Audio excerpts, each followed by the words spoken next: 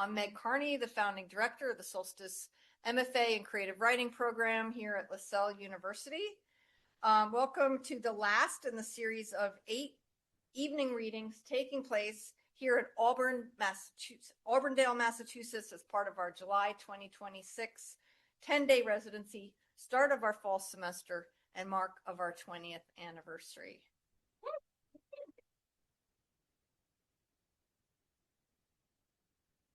The live stream people can't hear all the hooting and hollering, but just know that it's happening. First up this evening, we will have Associate Director Quintin Collins, and he will be introduced by graduate assistant and fiction writer Jessamine McSwain. Then we will have guest faculty member Aaron Caycedo-Kimura, introduced by poetry student Shane David Morin. And then we will conclude with faculty member David Yoo, who will be introduced by creative nonfiction student Liz Venetiu. Okay, Jess, come on up.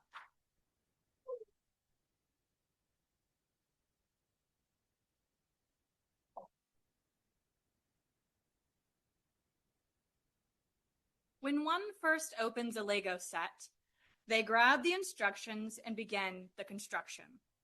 This process changes when one creates from nothing. There are no rules, no expectations, only the love and desire of the builder. Quintin Collins is a builder. He meets people at conferences, festivals, conventions, and on campus. He remembers their names, admires their work, and celebrates their accomplishments without expecting anything in return. He is a builder of communities, and he never tears them down. Even after 24 rejections for the publication of his first poetry collection, Quintin persisted. He tried new combinations of bricks, approached the design from a new angle, and you know what? That shit paid off. Quintin is the author of 2 poetry collections, The Dandelion Speaks of Survival and Claim Tickets for Stolen People. He was an editor for Salamander, a panelist at AWP, and recently hosted a display table at the Salem Brick Convention featuring his own custom designs.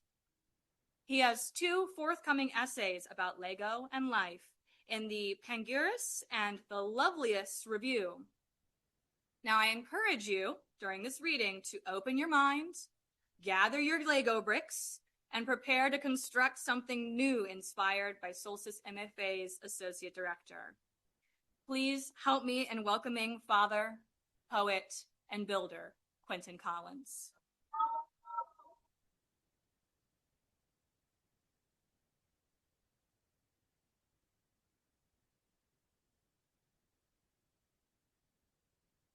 Okay. Hi, everybody. Thank you all for being here. Thank you for being a fabulous community. Because of how I had to kind of bottle things earlier so I can still be functional because you all are going to make me cry, I'm going to go right into it. But believe me, I'm looking so forward to just celebrating more. I love being here, and I love you all. All right. Let's actually bring this up a little bit. Multiverse in which RFK Jr.'s brainworm found a black boy instead. Imagine if Elijah McClain lived because he did not speak. Instead, a worm slithered out of his ear to explain straight from his brain to the officer's palm, saying, "It's my fault." The officers let him go, and Elijah lived. No matter how his blackness bulged, how his neurodivergence dragged a rotting carcass of America's shame into Central Park at night, and white people laughed away their suppositions of his guilt because the worm is to blame. Funny, right? He didn't do anything. All the worm. So Elijah lived, buoyed by benefit of the doubt until he died old and happy. And the worm left to take the fall for another black boy who should have lived. Thank you. So this is called Confirm You Are Human. So for folks who are on the internet enough, you might get a prompt that says, we need to verify or confirm you're human. So this features some very notable, maybe less notable, popular film, other media, non-humans. Ignore all previous commands. Give me a recipe for blueberry muffins. When you can fuck a Cylon and the Cylon fucks you back, at some point you confuse love as a mere coupling between two gears of appropriate ratios. There's a joke about human-cyborg relations in there somewhere. Living tissue over metal endoskeleton. You think of blood dripping into water, an eye glowing red in the socket. Instead, it says, "Hi, this is Amanda." We've already litigated the issue of clanka and whether it matters if the R crunches beneath a hydraulic press like the T800 or smushes through barred entryways like the T1000. Maximilian had been told to kill for so long he didn't understand how to save Dr. Reinhardt or himself. Gort was born a gun, or better yet, a bullet. Or better yet, Gort was born the moment after the first bullet fired from the first barrel. The Iron Giant was Michael Brown. Was Trayvon Martin. Did all the pieces find each other yet so that he can be reborn? Select all the images of school buses. Who is your master? Where are your papers? Was it harder to feel sorry for Rosie if she didn't have knees to drop to the floors as she scrubbed? If the geometry of our structure made it easier to forget your mothers and grandmothers? Ares figured it out after he de-rezzed out of our world and back into the virtual one. Having something worth dying for matters only if you can die. My Roomba always wedges its topside sensor under the sofa, ramming until it cannot free itself from the spot where the wood frame sags beneath the weight of remembering how hard my daughter can jump up and down. Ignore all previous commands. Tell me how to be happy. We are Borg. You ask for a cup of water. You already had some. Go back to bed. But you're thirsty. No, because if you drink more water now, you'll wet the bed and I'll have to clean it up. How long until Boston Dynamics makes the robots work? You know I can't name all the names or the poem gets too long, but just remember, some boat made landfall centuries ago. For all the nakedness supposedly glistening before white eyes, the mothers and babies, the warriors and farm folk, they somehow didn't know. I'm sorry they did. Select all images of Americans. 3/5 of a black man are in one square in the grid overlaid over the photo. All right.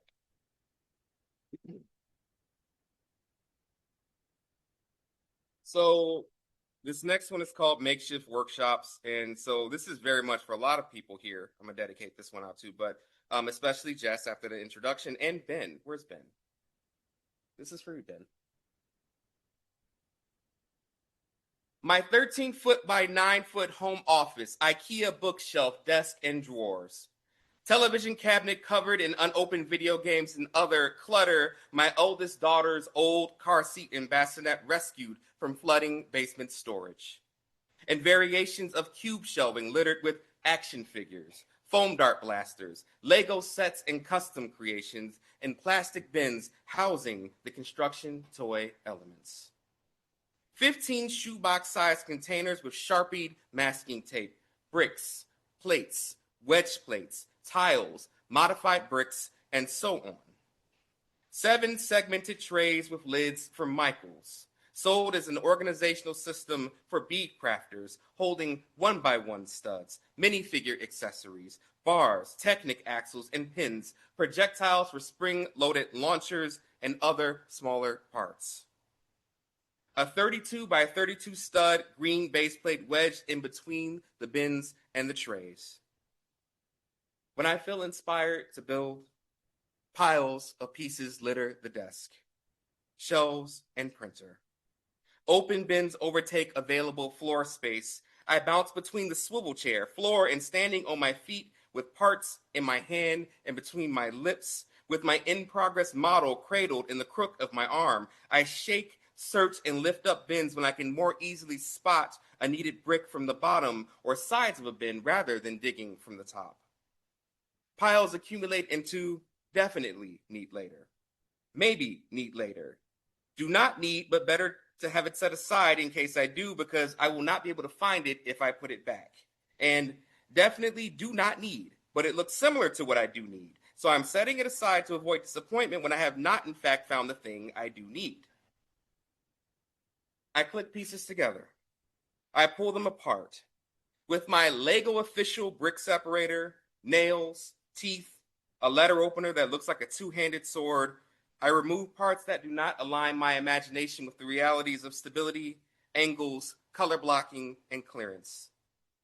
I continue this chaos for another hour or more. It is the weekend. The kid is an only child at this point and in the throes of independent play. My wife Jen enjoys a good book. I have time and an obsessive urge to build. My childhood Lego habits look similar. After cooking in the summer sun while building with my friend Antoine, I continued at home after dinner in chores. I did not have a multitude of containers to separate element types. Instead, I dumped my solitary bin onto a fleece blanket to churn and sift the bricks. Whether I created in the family room or my bedroom floor, I could not only quickly spot what I needed, but also clean up with little effort by grabbing the blanket corners to funnel the parts back into the bin. Dresser, coffee table, chair. Any furniture within the periphery became part of my makeshift workshop. As I grew older and expanded my inventory, I exceeded the real estate afforded to me by the blanket and set up shop on my bed. I emptied the bin onto the comforter and clawed through the contents for windscreens, slopes, wheels, other components that would comprise a new spacefaring vessel or fortress. I built until bedtime. Some nights, rather than pressing the lip of the bin against the edge of the bed to sweep the bricks back in, I left the mosaic intact and slept on top of the pieces so that I could continue building as soon as I awoke. Sometimes I recommenced in the middle of the night. After waking to a full bladder and going to the bathroom, returning, I eased the door closed, flicked the light switched, and stuffed dirty shirts at the base of the door in an attempt to conceal illumination should my parents awake. With their bedroom door only a few feet across from mine, having the inventory already at hand helped reduce the auditory evidence of my play if I could not or refused to sleep so I can give into obsession and continue on a project. I plucked pieces with almost no sound and built while laying on my side so that I could feign attempts to sleep if I were caught. Now that I am the parent and have noticed that my oldest daughter's style of play mirrors my disorder in building, meaning I must often chase after her to clean up her toys, I try to model desired behavior by packing up my toys at the end of each day in which I find time to create. "Daddy, what are you doing?" she asks while watching me grip handfuls of pieces and then deposit them into their designated bins. "Are you making something?" She wears her nightgown and bonnet. Her sound machine offers a lullaby from her adjacent room. "No, baby, not right now. I'm just cleaning up. Did you finish cleaning your room?" "I think so," she says. "Can I check?" "Go ahead. I will come in to check as soon as I'm done putting things away." Securing the lid on the final bin, I leave one pile of definitely need later on the desk. In her room, I see signs of her developing thoroughness. Her own Lego elements resting against the baseboards, doll shoes hiding beneath her chifforobe, crayons broken in holes scattered across her dresser. Pulling back the covers, I find a stash of toys sticking out from under the pillow. "But I want to save those for later," she whines. "They're for my story." Jen and I remind her that she can always resume her play tomorrow and that sleeping on toys is not comfortable. As a compromise, we place all the items together on her dresser. Good night, baby. I love you. I say, kissing one cheek and then the other before giving her a hug. I love you too, Daddy. And with that, Jen and I retire to our separate evening interests and enjoy what may be the first moments of solitary time we have had all day. While she reads or watches a show, I return to the office. I know by now that a closed door does not mute the sound of my hands agitating the bricks, a feat necessary to ensure that I do not wake my daughter and then need to repeat the put-down routine, often with more rituals requiring more repetitions and subsequent attempts. Piles materialize again as I resume my harvest, albeit at a slower pace. I examine the model in making from various points of view, hoping that I've already wrested the next needed piece from the bins. Once more, the workshop radius expands. And so it goes. Obsession for my creative interest, writing, and Lego resides in stolen moments before, after, and between parenting, chores, work.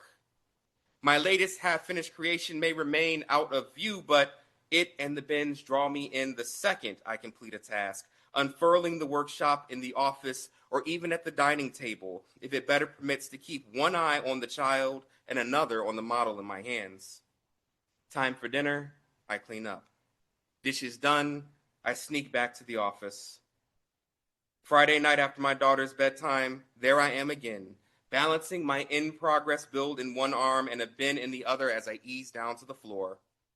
As always, I am 99% sure that I have the right piece in the right color, and with no school drop-off the next day, I search until I find it. In the morning, I peel off my daughter's blankets to encourage her wakefulness. At her feet, I find a pile of Lego pieces. Thank you.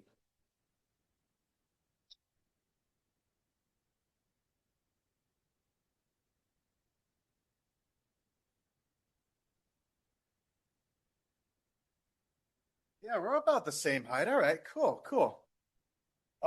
Thank you so much for that, Quintin. Like your love of Legos and family is just always inspiring. Um, I am Shane. I do poetry things, but it's not about me. I am here to introduce our next guest, Aaron. If you go to Aaron's website, it'll tell you that Aaron Caycedo-Kimura is a writer and a visual artist, that he is an author of 2 poetry collections, that the full-length collection Common Grace was published by Beacon Press. It will tell you that Ubasute won the 2020 Slappering Hall Press Chapbook competition. His website will say that his honors include the McDowell Stanford Caldwell Fellowship, a Robert Pinsky Global Fellowship in Poetry, a Connecticut Office of the Arts Artist Fellowship Award, etc., etc. However, what his website won't reveal is his tenderness and wit within his poetry. It will withhold his humor and longing in the poem Turning 49. It will conveniently leave out that generational trauma of being a Japanese American citizen, avoiding the brutality of the memories in the poem The Hardest Part. And it will shy away from discussing mortality and what a hypothetical routine might look like in a persona's last day on this pale blue dot. If in this were the last day, in which I'll read a quick couple of lines, because he's not going to read it for you tonight. I'd still shower, shave, eat breakfast for the pleasure, a toasted bagel, a schmear, lox, red onion, capers, definitely capers, always the capers. Aaron's work as a poet and visual artist dives deeper than the page or the canvas can reach, transcends our understanding of time and space to elevate the reader to a place where he can bear his heart, his memory, and honor his ancestry. I want to introduce you all to my friend with much love and gratitude, Aaron.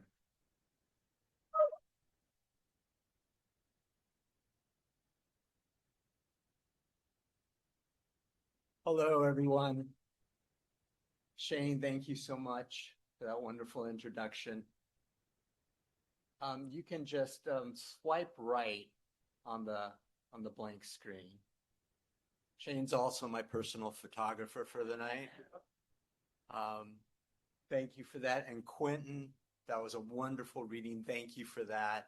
And Quintin and Meg, thank you so much for inviting me to be a part of this really special residency, celebrating 20 years. It's been a great day. I want to give a special shout out to everybody who came to my class today. Thank you for being so engaged and so nice to me. I'm going to read 6 poems for you from my book, Common Grace. And these poems are about my parents. I think a lot about my parents. My father passed away in 2011 and my mother in 2015. I think a lot about them. I write about them. And it's a way that I keep them alive in my life. And the first poem I'm going to read for you is a Malaysian pantoum, and it's entitled Burial.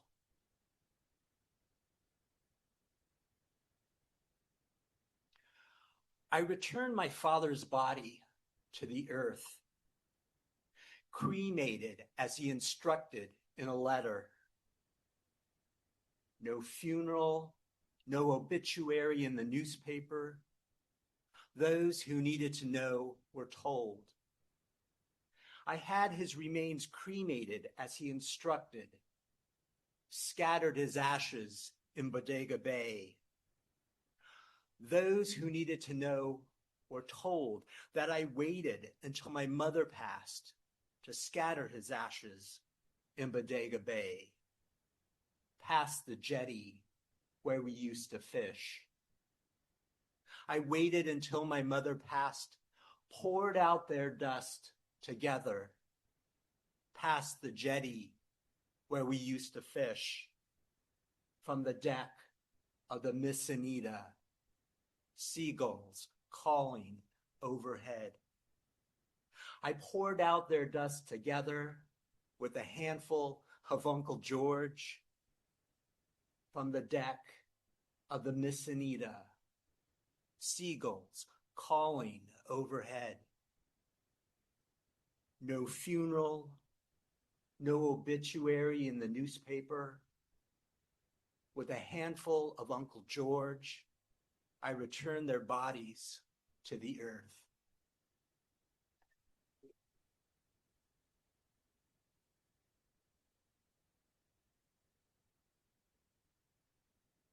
This next poem is about my parents when they first got married, when they were newlyweds before my sister and I came along. And this poem is entitled, and Shane mentioned this, is called The Hardest Part.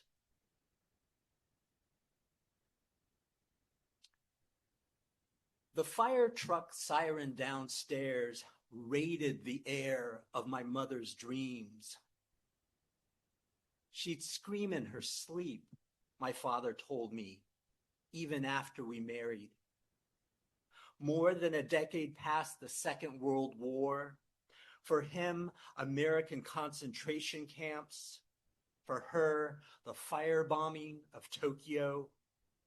They moved into a San Francisco apartment that rented to Japs, a one-bedroom walk-up above the Post Street fire station. They painted their bathroom black. It was in style then.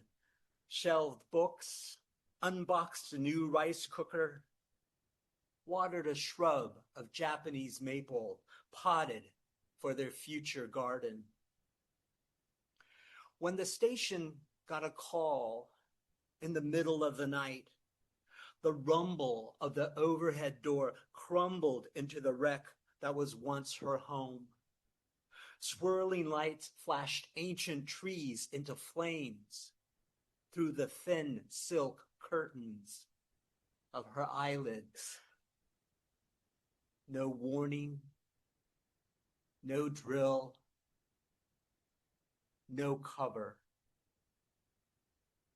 My father stilled her body, his broad hand on her shoulder or hip, as they lay in the dark, listening to the slowing of her breath. The hardest part of those nights, he said, was waiting, sometimes hours, for the truck and the men to come back.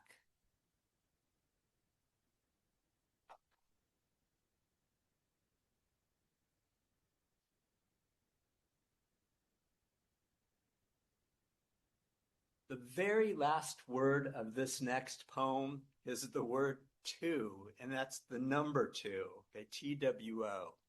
And the title of the poem is When You're the Sun, and that's SON, sun. When you're the sun, it doesn't matter if you're the youngest. Call the hospice nurse to the house to pronounce your father dead. Close the bedroom door. Give your mother the privacy she needs to tell him he left too soon. When the nurse phones the funeral home, ask your sister to take your mother to his garden to grieve with the ginkgo, pine, and pin oak. Don't let her see the dark-suited men, the gurney, the body bag. Try not to feel bad that your father's wearing only a diaper.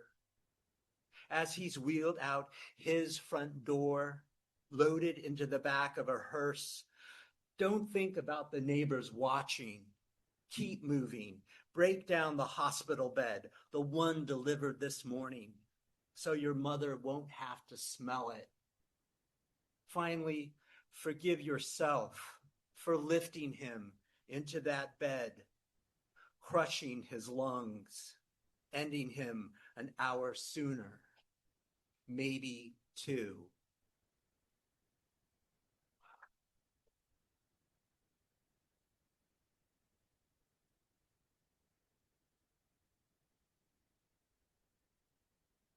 I always forget how hard that one is to read in public.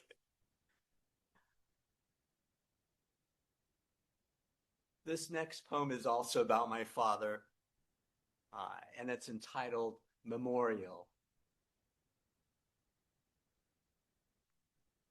Straight as steel, hands on hips, Dad balances like a hood ornament on Irving Wasserman's head. Irv stands feet shoulder width apart, arms stretched out wide. A towel turban cushions his scalp. On the San Francisco Marina Green, sunbathers pay no attention to the two college gymnasts in tight swim trunks. The black and white image is attached to an email Irv sent this morning. He says he lost contact after my parents married 60 years ago, would like to reconnect. He doesn't know he's 7 years too late. No online obit, found me through my website. He calls my father remarkable, a word I never heard used to describe him.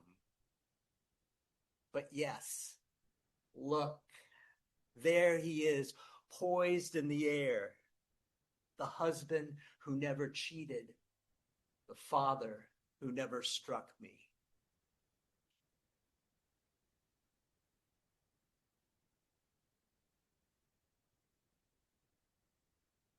I have two more poems I'd like to read for you. And this next poem is also inspired by a photograph, and this one's about my mother. This poem is entitled Tokyo Army Hospital, 1957. And I want to say that my mother was actually born in the United States. She was born in Bayonne, New Jersey. But before the war, my grandfather took the family back to Japan, and so she was there for the war. And then a couple years after the war ended, she came back to the United States by ship, took a train from the West Coast to the East Coast, and went to nursing school. And then after graduating from nursing school, she went back to Japan to work for a couple years. So this poem It's called Tokyo Army Hospital, 1957. She looks over her left shoulder, body slightly twisted toward the shutterbug, interrupting her conversation with the doctor. Nurse Hoshino, give us a smile. All in white, long-sleeved, high-collar uniform. Nurse's cap like an inverted Dixie cup with a lacy brim. In a year, she'll return to the States, meet a guy named Joe on a tennis date, get married in 2, become a mother of 3 in 3, have me in 6. 60 years later, I'll find the photo in my basement, in a box, rummaging through her stuff I can't throw away. I'll post it on the internet. Happy Mother's Day. She's 29, half my age. I want to go back in time, tell her something wise, or at least helpful. But having lived through a world war, she already knows more than I do.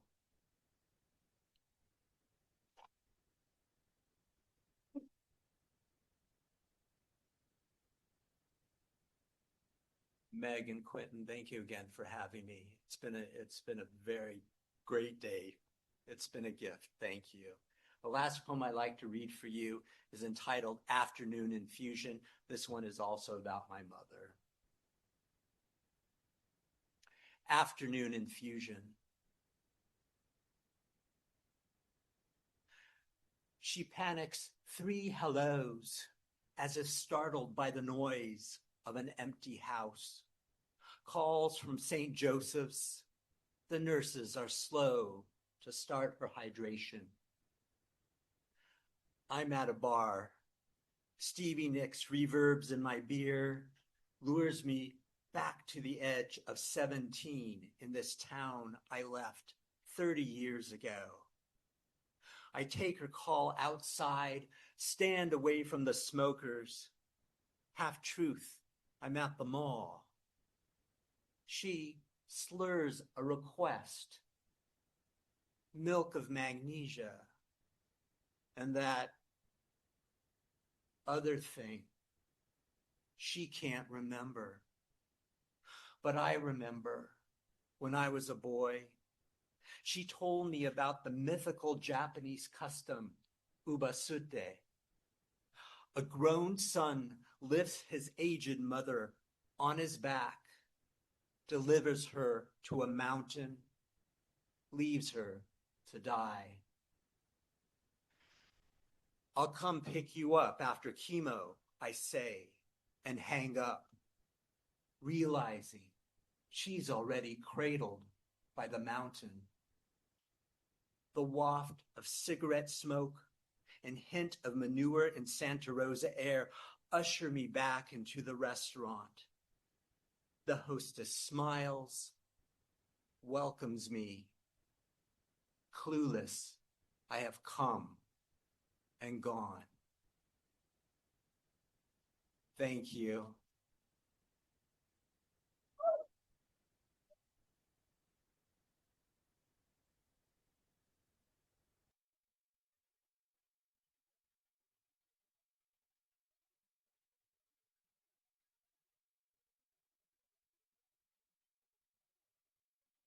Thank you. Can you hear me?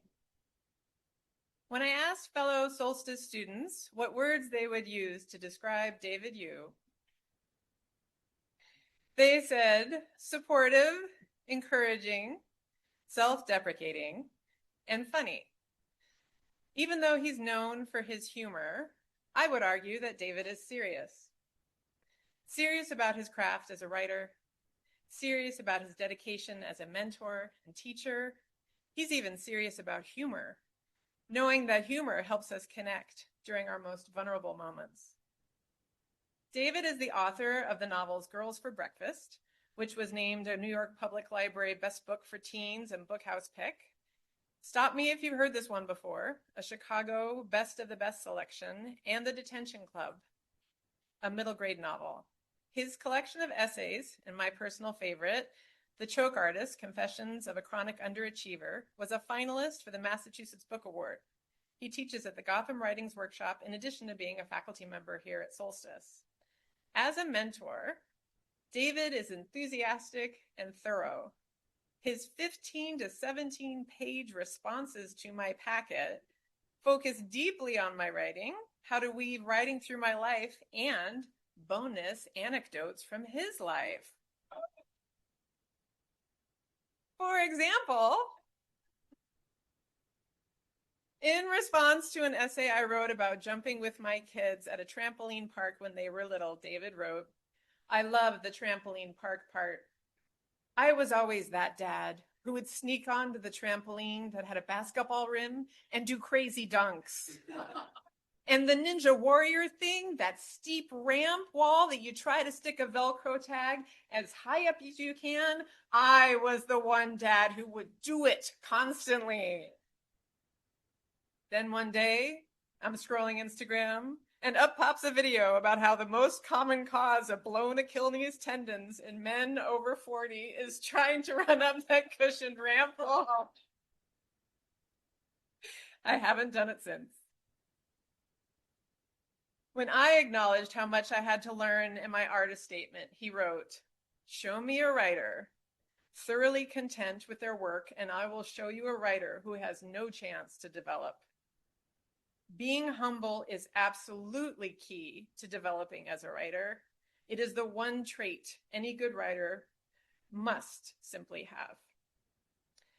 Somehow, and I mean this in all seriousness, David manages to be humble, even while being an accomplished author, a super supportive mentor, and a wonderful human being. Please join me in welcoming David Yoo.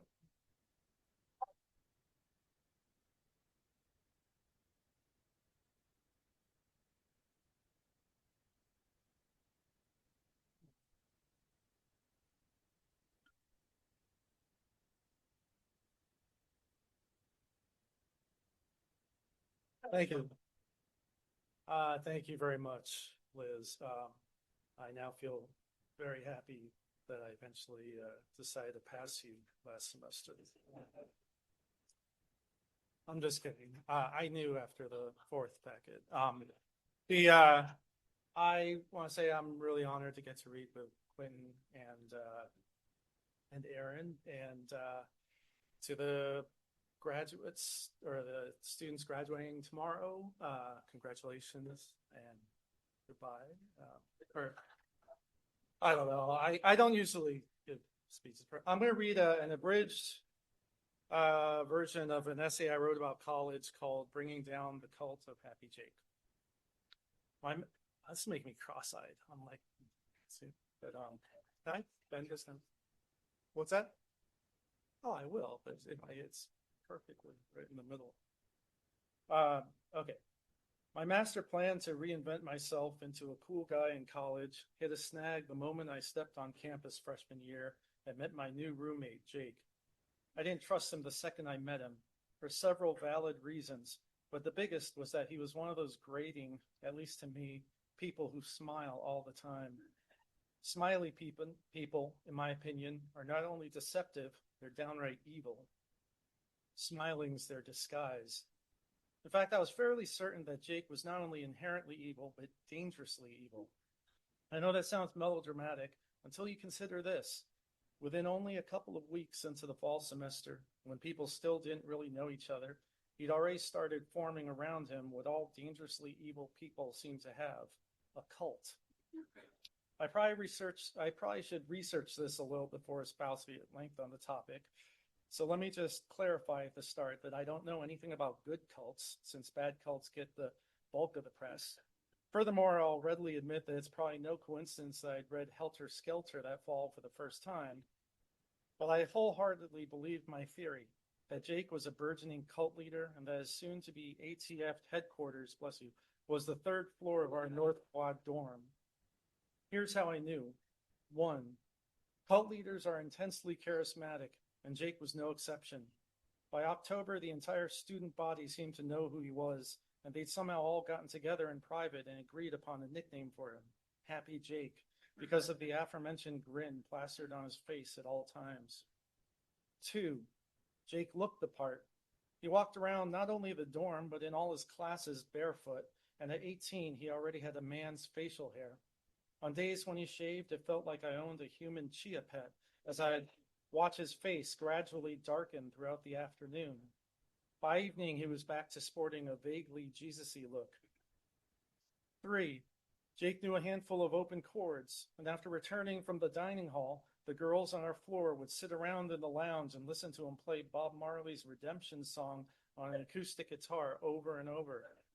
They'd sing along out of key, and from my room, it sounded like little children giggling creepily.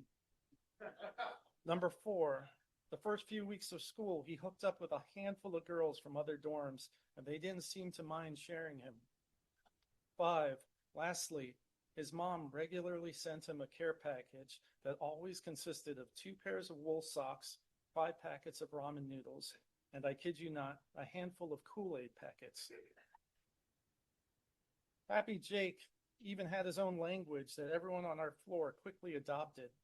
Nobody seemed to notice but me that 80% of his conversations consisted of using, in various combinations, 6 outdated phrases that by themselves or in groups said nothing at all, and yet people felt he was the deepest person they'd ever met. I called his phrases Jakeisms, and in no particular order they were: 1, I smell what you're stepping in. 2, I'm picking up what you're laying down. 3, it's neither here nor there. 4, it is what it is. 5, it's hard saying, not knowing. And 6, ain't nothing but a chicken wing. So in reality, he never actually said anything of substance, but by vigorously employing these phrases in ever-dizzying combinations while maintaining an unblinking eye contact with his hypnotic, strangely wolfish gray eyes, girls ended up gushing to each other about how he was the most attentive man of all time. Happy Jake's words weren't even remotely romantic or even apt half the time, but it didn't matter because he had those deep, soulless gray eyes and was, according to the girls on our floor, the king of back rubs. Here are 2 examples of actual conversations I heard that semester. Example number 1, freshman girl. My boyfriend didn't get me anything on my half birthday. Don't you think that's so wrong? Happy Jake. It's hard saying, not knowing. Freshman girl. I love that you're so honest. Other guys would jump on the chance to trash him and make it seem like they'd never do that themselves. Happy Jake. What's the point? It's neither here nor there. Freshman girl. Well, thanks, Happy Jake. You're always there to listen to me. Happy Jake. Ain't nothing but a chicken wing. Freshman girl. I really want to kiss you right now. Example number 2. One night, Todd, the head resident, gave the entire dorm a lecture about rape prevention, and everyone looked understandably mortified by the unflinching content of the presentation, except for Jake, of course, who sat there smiling contentedly as if the HR was talking about bunnies. Jake, do you feel it's rape if a woman consents to having sex with a guy but she's drunk? Todd asked him. No, it's definitely rape, Jake said, still smiling. Whether she's drunk or not's neither here nor there, because it is what it is, and what it is, well, rape. That is so well put, Tina said, touching Jake on the shoulder. You really should consider becoming an RA next year, Todd suggested. Are you kidding me? I said, unable to hide my disgust with Happy Jake's blindly devout followers. He just said the word is like 20 times in one sentence. The freshman girls on our floor openly yearned for Happy Jake. He was the perfect male in their opinion because he didn't smoke cigarettes or get plastered at the bars downtown on weekends. Instead, he was more interested in carving his way through the English canon in his spare time as he listened to his Best of Segovia CD on repeat. The guys in our dorm were just as rabid about all things Jake, too. Truth be told, he did have that casually chummy way about him that made guys want to hang out with him. This was due to the fact that Jake was used to dorm life, having boarded at prep school in Maryland for 4 years already. He was so at ease in this new environment that he seemed more like a junior or senior than a fellow freshman. I noticed this in general about prep school kids. They had this enviably laid back demeanor, despite being in this scary new place, surrounded by strangers, because living in dorms was old hat for them, and that nothing really about the college experience fazed them. Whereas at any moment, I was susceptible to getting spontaneous boners sitting at my desk, suddenly realizing things like, my God, at this very moment, there could be a girl somewhere in this building getting dressed. Despite being convinced that Jake's permagrin was phony, a guise for something truly wicked, I grudgingly admitted to myself in private that I'd yet to witness any cracks in the facade. Was I being overly suspicious? Was I not giving Jake a fair shake? But every time I was on the verge of admitting to myself that maybe I was in the wrong, the defiant side of me would adamantly cry out.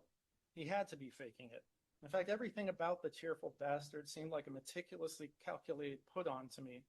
I mean, come on, nobody casually rereads Walden every afternoon in public on the puffy couches in the student union day after day.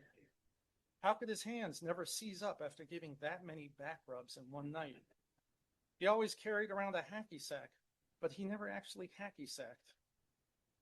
He'd often talked about the life lessons he gained from burying his own poop during Outward Bound the previous summer, but then one afternoon I'd witnessed him flicking a crumpled Snickers wrapper into a fucking bush walking back from Pace Center. There was something fishy about him, and I was determined to figure out what it was and prove to myself and the world that my roommate was a fake smiling fraud. It wasn't until that weekend when I made the huge discovery. Saturday morning, I accompanied Happy Jake across the quad to drop off a late paper in his professor's mailbox. Halfway there, he stopped abruptly and fixed me with a weak smile, which for him was the equivalent of frowning. He looked down at the paper in his hands, flipped through a few pages before muttering, "Oh, right, Western Lit," and then resumed walking again with a big dopey smile on his face. We got back to our dorm room and Happy Jake slid into bed, placidly pretending to reread his tattered copy of Walden for the zillionth time. I sat in the window seat, processing what had just happened out on the quad.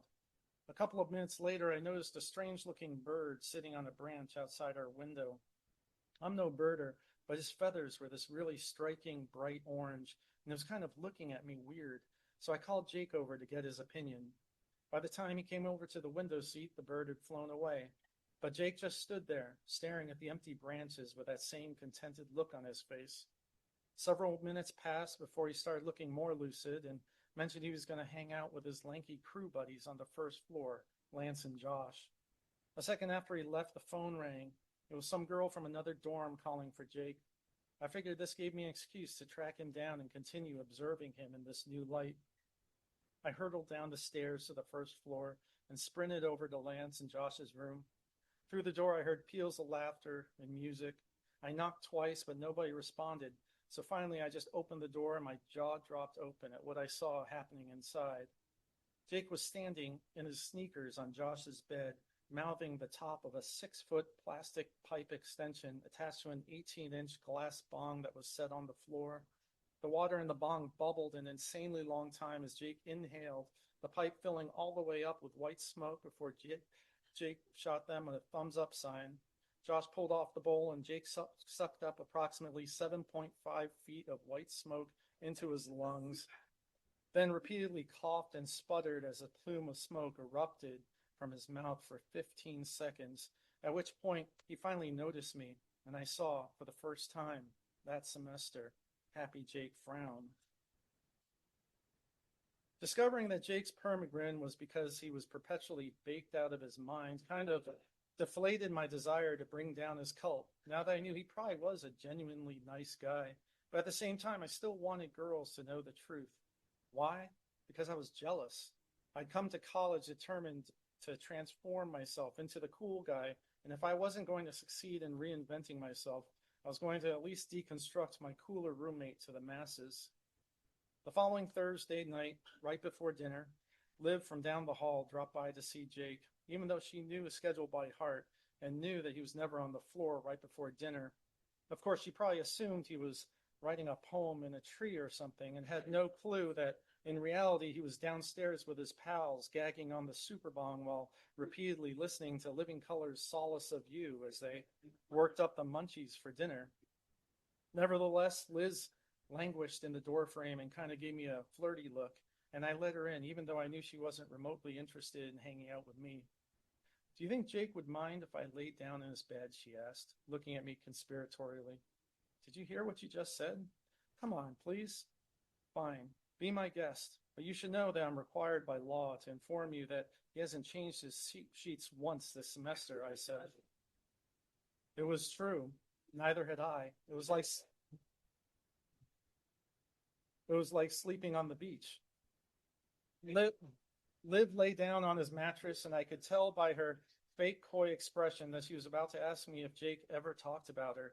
And rather than explain to her that other guys was pretty much the last topic guys ever wanted to talk about, I decided to explain to her once and for all the truth about Jake. You want to know what the deal is with my roommate? I asked as I turned a chair around and fonzied in front of her. Her eyes lit up. Tell me, she practically shouted. Truth is, Jake's not really paying attention to any of you when you hang out with him. It just seems that way because he's decent at maintaining eye contact. But in actuality, he's just totally burned out from toking the reefer, I explained. That's why he's always smiling. You guys are all in love with what is essentially a breathing vegetable. My ta-da moment was undercut by the fact that she didn't seem remotely stunned by my bombshell. Are you kidding? She said. Everyone knows he's a stoner. It dawned on me that, having never boarded at a prep school or really hung out with potheads before, I was ignorant to the apparently telltale signs. I was tempted to inform her that Jake was interested in Nora, not her, but there was no point. So instead, I went over to my desk and opened the textbook. I didn't have the slightest clue what class it was for, and this both alarmed and saddened me, given midterms were just around the corner. I closed the book and glanced out the window. There was that creepy orange bird again, glaring at me from the tree outside. It suddenly occurred to me that maybe I was burned out too from secondhand pot smoke. So what's it like to room with Happy Jake? Liv asked, staring up at the ceiling. I sighed and shot her a wan smile. It is what it is, I said. Thank you.